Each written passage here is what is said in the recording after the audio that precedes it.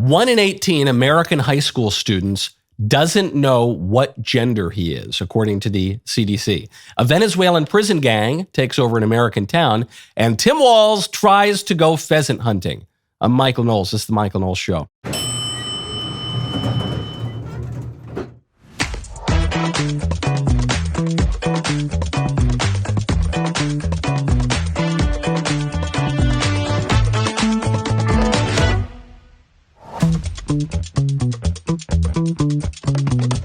Welcome back to the show. Harrison Butker, the Chad meme himself, has just made a big political endorsement for 2024. We'll get to that in one moment. First, though, I want to tell you about Birch Gold. Text Knowles to 989898. We have a big election coming up. There's a lot at stake. Regardless of who's sitting in the White House or in Congress, the fuse on the economy has already been lit. 4 years of a conservative presidency will not be enough to turn the tide on our $35 trillion national debt. You don't have much control over the election's outcome, but you can protect your savings by diversifying now into gold from our friends at Birch Gold. Birch Gold will help you convert an IRA or 401k into an IRA in physical gold. And the best news, it doesn't cost you a penny out of pocket. Think about this. In the past 4 years, the buying power of the US dollar has declined. The price of gold has increased 40%. Coincidence? I think not. Text Knowles, KNWLAS, to 989898. Get your free info kit on gold and then diversify. As the exclusive gold partner of the Daily Wire for the past 8 years, you can trust Birch Gold, as I do, to protect your savings. Text Knowles, KNWLAS, to 989898 today. Before we get to what I think is the biggest news story in the world right now, which is about how 1 in 18 American high school students doesn't know what his gender is, I guess I have to mention there might have been a third assassination attempt on President Trump over the weekend. This was at Trump's massive Coachella rally that it looked bigger than the Coachella Festival. It's been going on for years now. It was a huge rally. There were reports that a half a mile outside the security gate, a man was arrested with a bunch of guns, potentially trying to assassinate President Trump again. The man denies it. He says that he's a Trump supporter and he was there to protect himself because there were so many attempts on Trump's life. And so I don't know. There's not a lot of information about this one. The only reason I even mention the story yet with so few details is it is a crazy thing that President Trump almost assassinated again is the kind of headline that now we don't even bat our eyes at. President Trump, presidential candidate, former president, nearly assassinated. We don't even notice it. We say, oh yeah, well, it's another day that ends in Y. No wonder someone's trying to kill him again. That, to me, that's the big, the fact that this is not a major news story is the news story. Democrats have so normalized trying to assassinate Trump that we don't even really pay attention to it. There were prominent leftists the first time that Trump was very nearly killed and the bullet actually did hit him in the ear, who said, well, that's the consequence of spreading hate. Well, what do you expect when you're a threat to democracy? When you're Hitler 2.0, that's what happens. So the Democrats have justified killing Trump for so many years at this point. And now there have been so many attempts on Trump's life that another one maybe happens. We don't know in Coachella. People say, oh, yeah, okay. All right, what are the sports scores? How are the Yankees doing? Real indictment of our political order. But I want to get to our most important news story of the day that is being completely neglected and I guess you'd say even suppressed by the establishment media. Over 3% of American high schoolers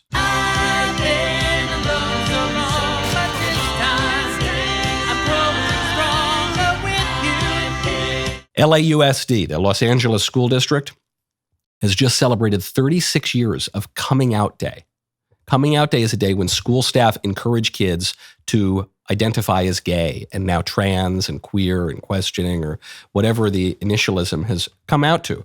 LAUSD tweets, National Coming Out Day was started in 1988 on the premise that prejudice thrives in silence.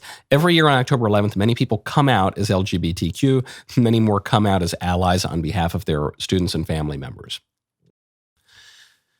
Los Angeles public schools might not teach your students to read, probably won't teach your students to read, but they will encourage them to do disordered sex stuff. So, at least taxpayers in California, you're getting your money's worth. Is that what you're paying for? There's a real irony, is the libs in recent decades have inveighed against what they call conversion therapy, which is when someone, has desires and they go to a therapist, they say, hey, I want to have normal desires, or I'd like to mitigate some of these disordered and harmful desires I have. And the therapist says, okay, well, here's some ways to work on it, or whatever. I don't know. The libs have presented this as though kids are being like electric shocked or something, which is not occurring. But the libs have invaded against this. They've said we have to ban this by the law. But what would you call National Coming Out Day in the public schools? That is a kind of conversion therapy. There's a conversion therapy telling kids, hey, you should identify as gay or lesbian or queer. It's a good thing to do that. We'll celebrate you if you do that. It's creating incentives to do that, and disincentives to hold traditional views, the views of Christianity, the views of Judaism, the views of Islam, the views of traditionalism, even a kind of less religious traditionalism. It's going on in the biggest school districts in the country. Not good. Now, as your kids' minds are being filled with nonsense, at least their bodies, their stomachs can be filled with good stuff like Good Ranchers. Go to goodranchers.com, use promo code Knowles. You do not have to wait for Election Day to make your voice count. You can do it every day by the choices you make. You can do it at goodranchers.com by choosing the Knowles box of meat. If you want to eat like me, if you want to eat like a king, you got to go to goodranchers.com. You get the Knowles box of meat specifically. And then it is as if you will have sweet little Elisa cooking you meals in your kitchen. Get that 100% American meat, support local farms and ranches in the U.S., stand up for transparency in our food supply. The Good Ranchers meat is so outrageously good. They will provide you with pasture-raised beef, chicken, pork, and wild-caught seafood you can trust. Support those local ranchers. Ensure that you receive high-quality American-raised meat. No antibiotics, no hormones. Good Ranchers recently created a groundbreaking innovation in the world of chicken nuggets, seed oil-free chicken nuggets. Absolutely outrageous, pioneers, and it's very, very exciting stuff. Right now, go to goodranchers.com, use promo code Knowles, Knowles, goodranchers.com, promo code KNOWLES. Save up to $1,200 and get that 100% American meat. Goodranchers.com, promo code Knowles. Even when these public teachers are not propagandizing and indoctrinating your kids, because there are plenty of good teachers out there. I've had plenty of good teachers in my life. I think even today, there's still some good teachers. But the system broadly is just terrible. There's a story just came out of the Sun about preschool teachers who are giving little kids, we're talking 3-4-year-olds, melatonin patches, drugs on their arms to make them fall asleep. They're calling them sleepy stickers. 2 teachers suspended after giving sleepy stickers to preschool children to keep them quiet in class. This is at Northgate Crossing Elementary School in Texas of all places, where a 4-year-old snuck this patch, the so-called sleepy sticker, out of the classroom, showed it to her mom, and then the mom looks at it and says, where'd you get this? The kid says, my teacher gives it to me for sleeping. They find out the teachers are giving it to all these kids, and the drugs that they're giving them, the original Sleep Z patch, has melatonin, L-theanine, GABA, cosmoporine, passion oil, lavender oil, valerian, sensor, ashwagandha, and hops. They're not even that cheap. They're $35 for a pack of 28. So the teachers are that desperate to drug the kids and make them fall asleep, they're willing to pay this kind of money. That is Exhibit Z. I don't know. This is evidence number 3,225. Homeschooling or alternatives to the mainstream schools are really important right now because the teachers are allegedly, I have to say allegedly, according to the parents, drugging the kids. Why do I bring all this up? Because there aren't any good public schools? I'm sure there are still good public schools. Because we don't have a political responsibility to take over the schools? We do have a political responsibility to do that.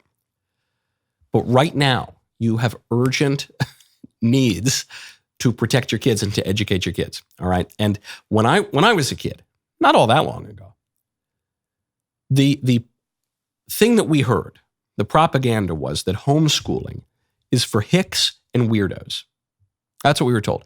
If you homeschool your kid is not going to be socialized. He's going to be socially awkward. He's going to be a big weirdo. But if you send your kid to the schools, especially the public schools, then your kid will be normal and socialized. Today, that has totally flipped.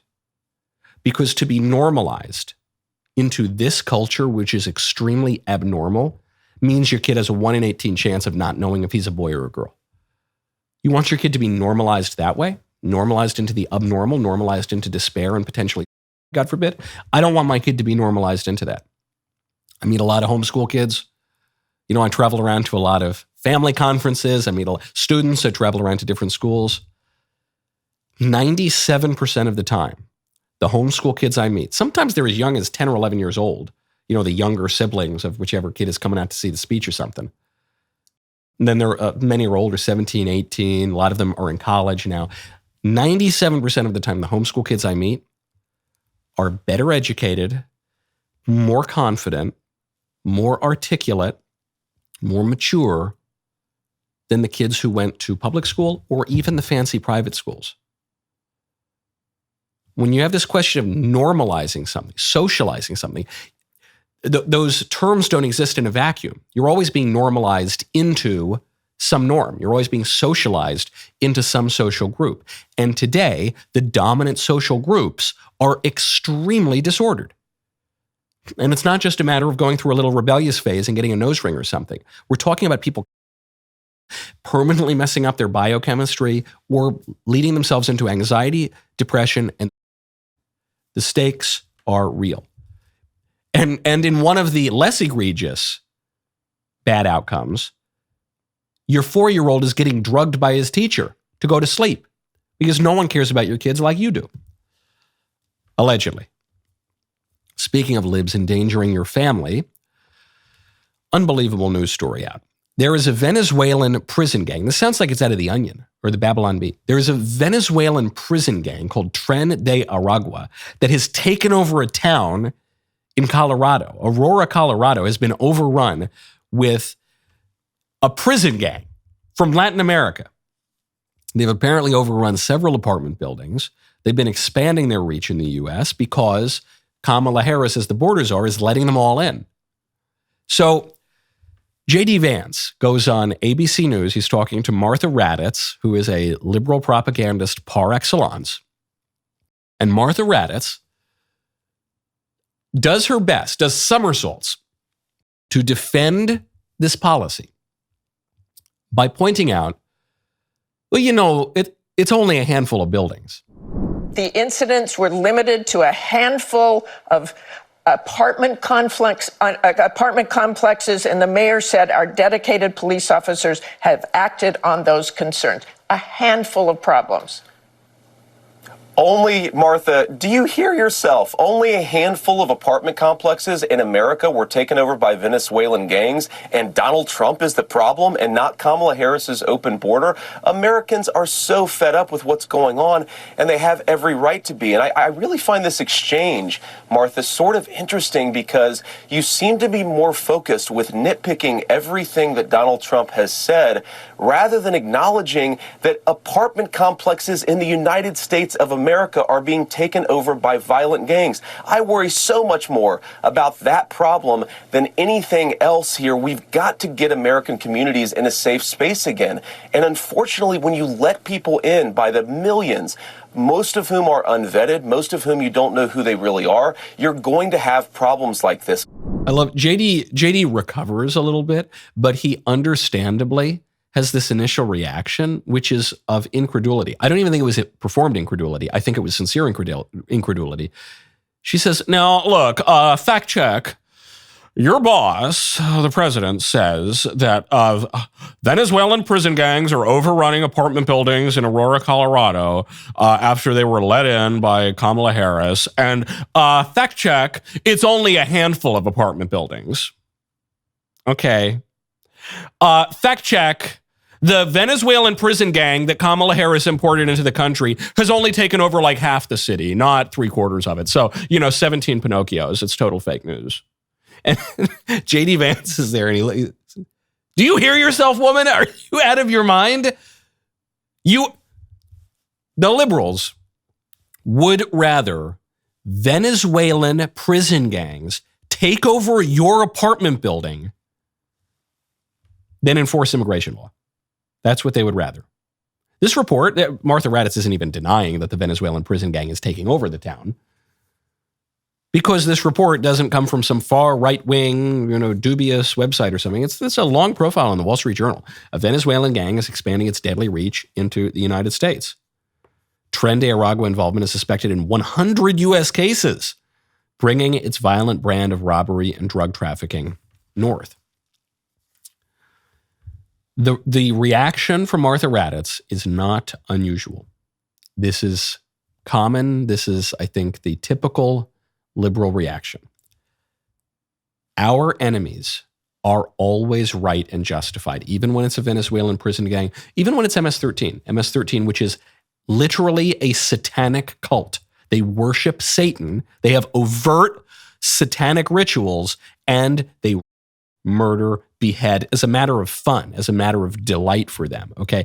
And gangs like Tren de Aragua and gangs like MS-13, they have to be right. They have to be the victims. They have to receive special care and attention because, according to the liberals, we have to be in the wrong, always, always.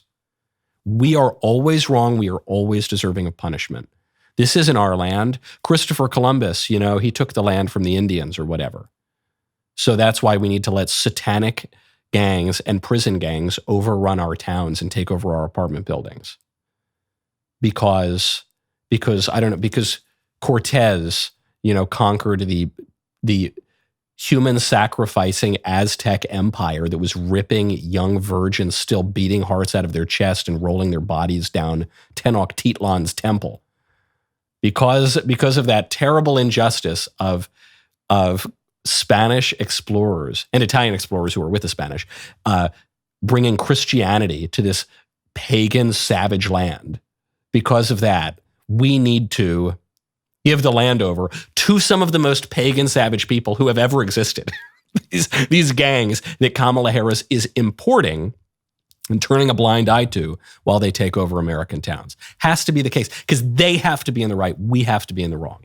Now, speaking of cutting things, you got to check out Jeremy's Razors. Cut all those whiskers off your face. Go to jeremysrazors.com. Gentlemen, it is Columbus Day. So don't let woke corporations colonize your household. Take it back with Jeremy's Razors. Hold on. In the case of Columbus, though, the colonization was a good thing. So what? But it is a bad thing when it's the corporations doing it. Anyway, forget about it. Columbus was great, and so were Jeremy's Razors. Over 250,000 men and 4.7 stars on Amazon agree. Jeremy's Precision 5 is a darn good razor. The kind used by men who will cross oceans to defend their values. They'll cross oceans. They won't cross-dress. Stop giving your money to woke corporations that hate you. Order now at jeremysrazors.com. Get 14.92% off. That's good. That is a good sale. You get 14.92% off to celebrate the Admiral of the Ocean Sea. jeremysrazors.com. Do not wait. Do not hesitate. Go to jeremysrazors.com today. Speaking of dangers posed by libs, Tim Walz went pheasant hunting. I should say, Tim Walz, Democrat governor of Minnesota, running mate to Kamala Harris, he tried to go pheasant hunting. Here is one of the better clips that the Democrats could dig up. This played on MSNBC. Minnesota Governor Tim Walz was out pheasant hunting in Sleepy Eye, Minnesota, taking part in the 12th annual Governor's Pheasant Hunting. Something notable about this clip, he's not holding a gun. As we know that they're going to have Walz. So he shows up in pristine, clean clothing. Men hasn't been wearing this hunting gear very much recently, I guess you'd say. They know they need to get him. Yes. Can I just say, Hope Walz is giving a pheasant hunting glam this morning, okay? Yeah, it is glam because he's obviously never worn this clothing and he's not even holding a gun. So he goes out there. She's making fetch happen. First question. Why is, with what is it, 28 days left until the election or something, with so few days until the election, why is the vice presidential candidate going on a pheasant hunt? Hunting is very fun. Going to the range is very fun. Going out playing tennis or smoking a cigar is very fun too. But usually, if you've got a very short period of time to accomplish a very difficult task, usually you put aside recreational activities, you try to get work done. Why is he going out? Because the Harris campaign knows that it is hemorrhaging support among men, and so they want to shore up their male base, and so they got to make Tim Walz into a He-Man. They got to make him into a Giga Chad. So they say, what do men like? They like shooting stuff. Okay, let's send out Tim Walz, because Tim Walz has said that he's a hunter. He's said that repeatedly on the campaign trail. So let's send him out there to prove it. And the problem for the Harris campaign, the problem for the Democrats is Tim Walz lies about everything. Tim Walz lies about being in Hong Kong during the Tiananmen Square protests. He doesn't just accidentally get his words wrong. He doesn't accidentally misspeak because he's such a knucklehead. He lies. He lies. He goes into great detail about how he's in Hong Kong during the Tiananmen Square protest. He wasn't there even within a month or so of that protest. Tim Walz lies about his rank in the military. Tim Walz lies about deploying to a combat zone. These are not just accidents of speech. This is active lying. So it turns out, you'd be shocked to hear, Tim Walz seems to have lied about being a hunter too. There's this clip going around. It's so pathetic. It's Tim Walz apparently trying to load a gun. Yeah. Not quite carrying, and it never fits quite right. Never fits quite right. Okay, so he's there. He's fumbling around with it. Governor, what kind of gun is it? This is a Beretta A400. Okay, it's a Beretta. He memorized the product that he has. It's a Beretta. He's having a little trouble with it. Notice he's turned away from the camera. This is the proof that he has no idea what he's doing. If he knew what he was doing, he'd be facing the camera to show what a real serious hunter he is. Because he could be pointing the barrel away. It's not like he'd have to point the barrel at the camera. Not that I'm sure that Tim Walz really knows how to point a barrel at all when he's out hunting, but he could do that. He just knows that he doesn't know how to do it. So he's hiding the gun from the camera. He's trying to fumble around with it. He can't figure out how to load the gun. I am not convinced. I know Tim Walz, he served valiantly, in Afghanistan. He outfitted the Beretta cannons at the Battle of Lepanto. I know he's the greatest war hero ever if you hear him speak about it. If I didn't know any better, and I just saw that clip, I would not be convinced that man had ever held a gun before in his life. That's how pathetic it was. First of all, he shows up to the hunt in that first clip, doesn't have a gun. Not sure how he thought he was going to get the pheasants. Maybe he was going to wait for Doug Emhoff to just punch the pheasants in the face. Maybe that was going to be his strategy. But then he finally manages to get his hands on a gun, and he doesn't know how to use it. Everything about this campaign, specifically about the two candidates, Kamala Harris and Tim Walz, is fake. It's all fake. This is the problem for the Harris campaign right now, is they're not doing well enough in the polls to sit back, and the momentum actually seems to be working against them.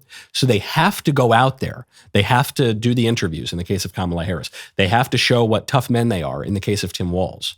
But every time they go out and try to do that, it ends up hurting them because these people are not ready for prime time. Kamala Harris is a deeply unimpressive retail politician. She's pretty good at working angles behind the scenes, but she's not good in prime time in front of the camera. That's why she didn't get a single vote in the one presidential primary she actually ran in while she was running. And Tim Walz is a knucklehead. He really is a knucklehead. That's the nicest way you could put it. He's also a liar who can't even keep his lies straight, which is why he got completely obliterated by J.D. Vance. Even the Democrats admitted it. These people are not ready for prime time, but they can't just sit back on their porch and let the machine work for them. They're not doing well enough to do that. So they got to go out there and they have to expose themselves. And in the case of Kamala Harris, she goes out there to prove that she's presidential and she has a command of the issues. She can barely speak. CBS News, 60 Minutes, has to actually edit her clip and pull different responses here from this question, move it over here to try to make it seem like she's even coherent. So she fails at that. And then Tim Walz goes out to prove what a man he is. He can't even load a shotgun. A shotgun, by the way. We're not even talking about a particularly complicated gun. It's a shotgun. So then you get another Democrat propagandist, this guy, Harry Sisson, he's a younger guy. He's a Gen X guy who is paid by Democrats. You can look up the FEC disbursements. He is a paid propagandist for Democrats, and he's obviously all in on the shore up Kamala's vote among men campaign. So he tweets this out. This is so cool. Coach Tim Walz did the coin toss tonight at the school where he used to teach football for their rivalry game. Coach Walz is truly an amazing person. Okay, so, did you catch that phrase in there?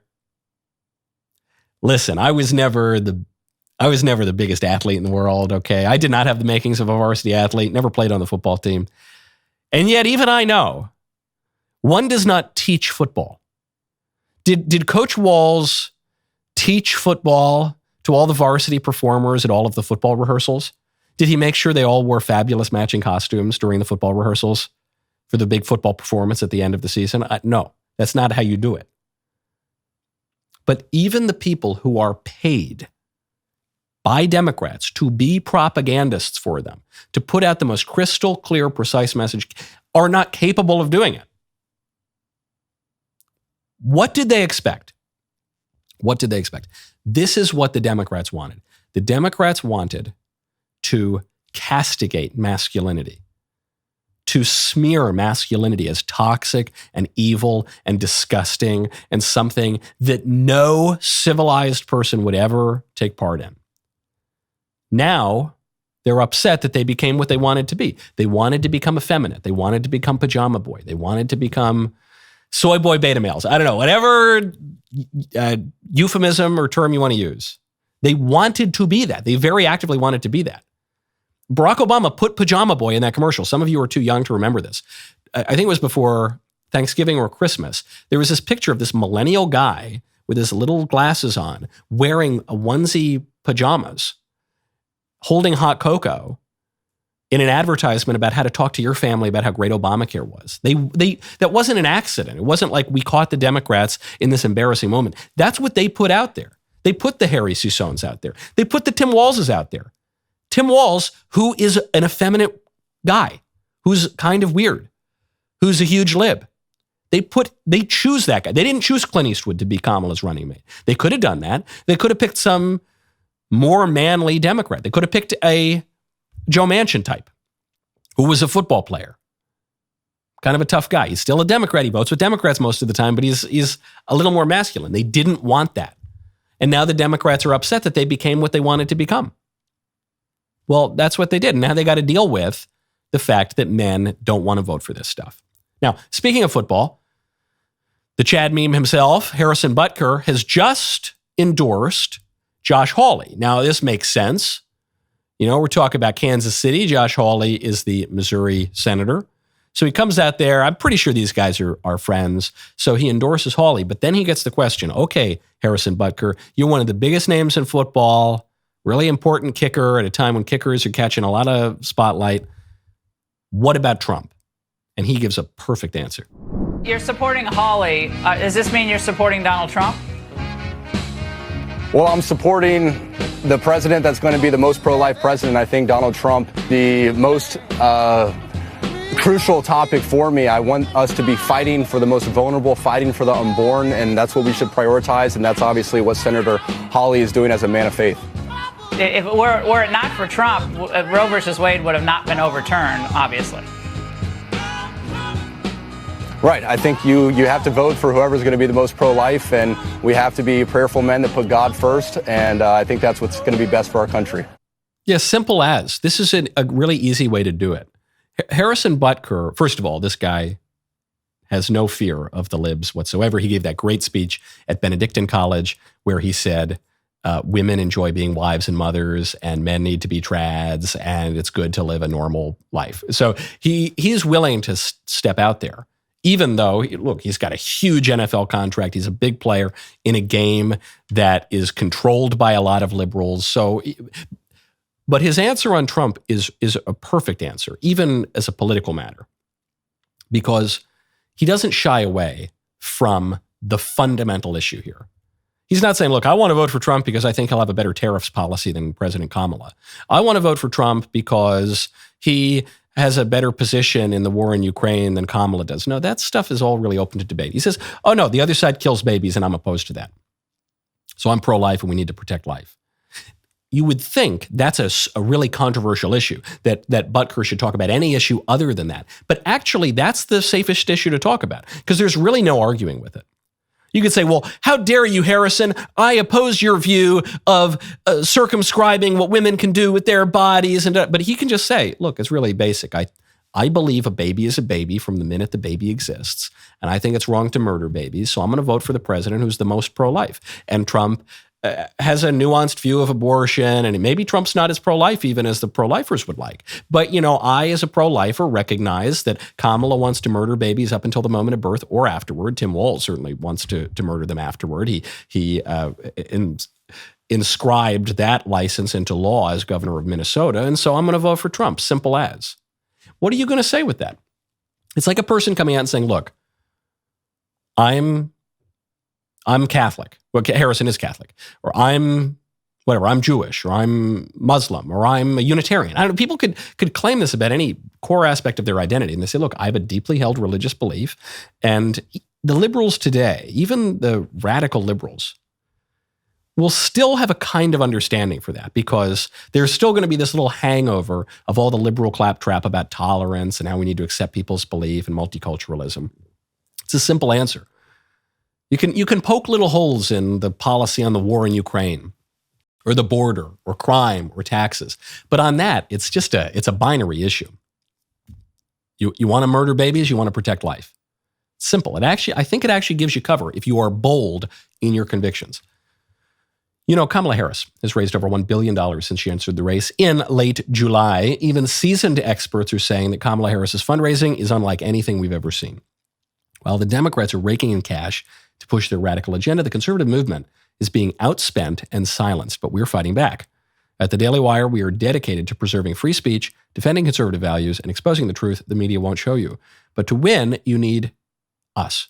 And we need you with us. Go to dailywire.com/subscribe to become a member and help us stand up against the $1 billion Harris machine. We got to stand together, folks, or we're going to fall alone at dailywire.com/subscribe.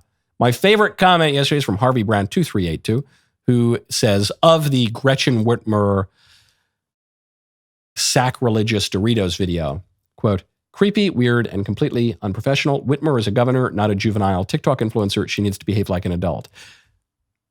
Except she doesn't. I agree it would be good if she behaved like an adult, but our political class now is basically indistinguishable from juvenile TikTok influencers. So she can get away with it. And she very well might. Speaking of football players and sports, the Democrats are not really all that concerned about football or sports. Tim Walz, he undermined the Men for Kamala strategy yet again just a few days ago when, I forget if this would have been Friday, I forget exactly when the games were, Friday or Thursday. Tim Walz shows up to a bar, some kind of campaign event.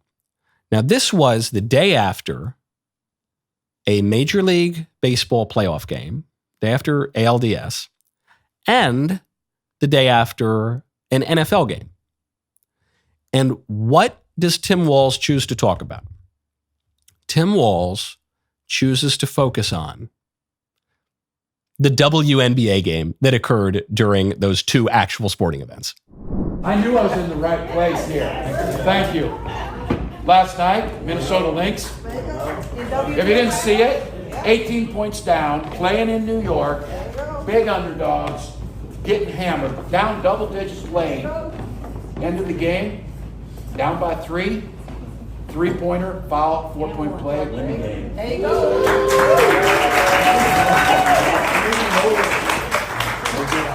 She knows a little something about basketball.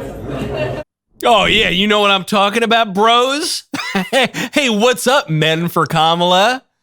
How you doing, fellow frat stars? You all catch the WNBA game last night? Oh, bros, it was sick. Those girls were out there. They had the most beautiful braids in their hair, and their skirts were really nice, and then they shot the basketball and it went in the hoop. It was such a win for equity and diversity, bros. It was sick. Wow. I can't wait to watch the next Minnesota Lynx game. man.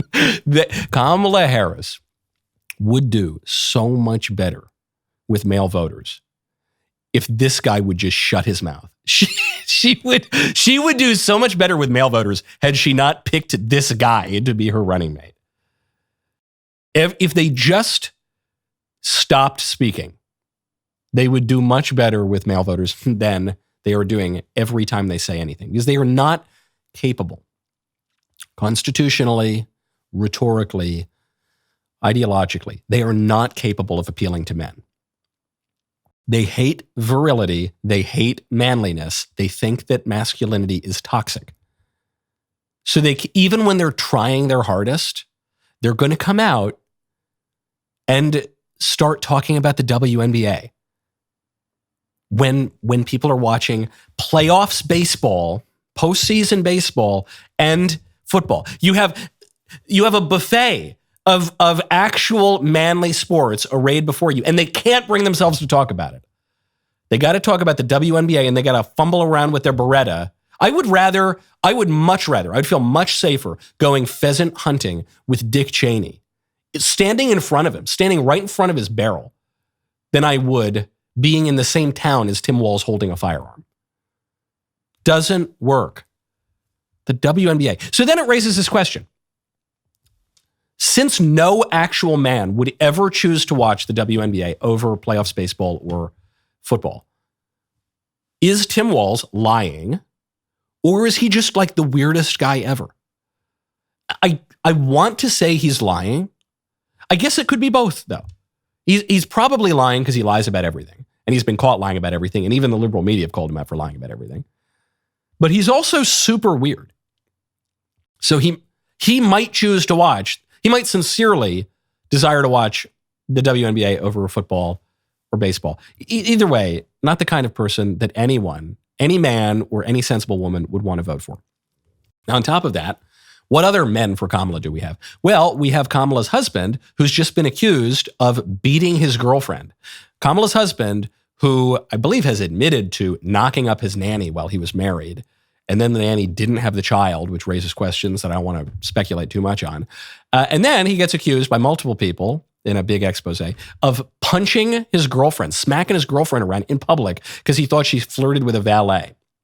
So I say allegedly, I say reportedly, but Doug Emhoff was asked about this, sort of, on Joe Scarborough's show on MSNBC, and he doesn't deny it.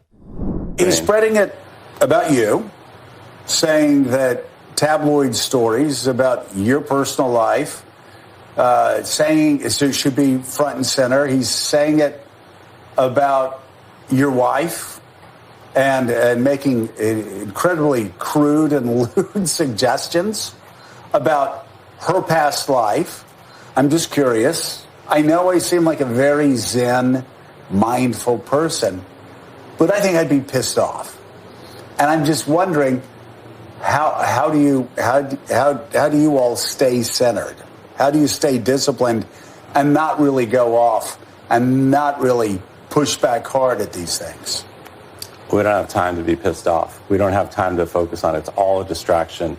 It's designed to try to get us off our game. Does it get you off your game? No. All we are doing, all we talk about is this election. We understand the stakes.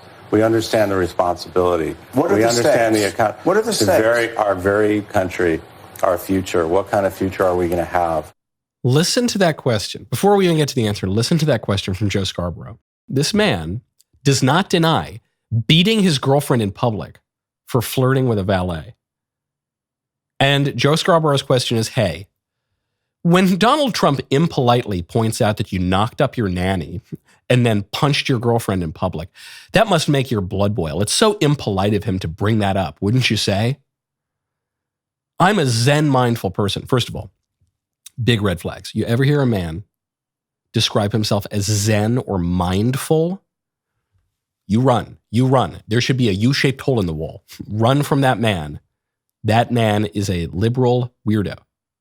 Zen, what is he? He's like a fake Buddhist or something. He's mindful. Mindfulness and meditation is this new agey phrase for what used to be called prayer. It's like prayer, but to yourself. So instead of praying to God, you just pray to yourself because you make yourself into a God. Anyway, it's a little bit of a digression. He asks him this question. And what's Doug Emhoff's answer? His answer is, it's a distraction. I try not to, when Trump points out that I beat my girlfriend and knocked up my nanny, I try not to focus on it. When these Republican spokeswomen talk about it, I just want to punch them right in the face, but I restrain myself because I don't want to get distracted from winning this campaign. I'll take care of those women later. That's right. Old Knuckles Emhoff over here. Yeah. Yes, it's so awful what they're doing. How they're talking about when you would beat your girlfriend. I know. Can you believe them? Those monsters. These are the men for Kamala. Joe Scarborough, who's got a little bit of a shady past himself, by the way. Doug Emhoff doesn't deny beating his girlfriend or knocking up the nanny.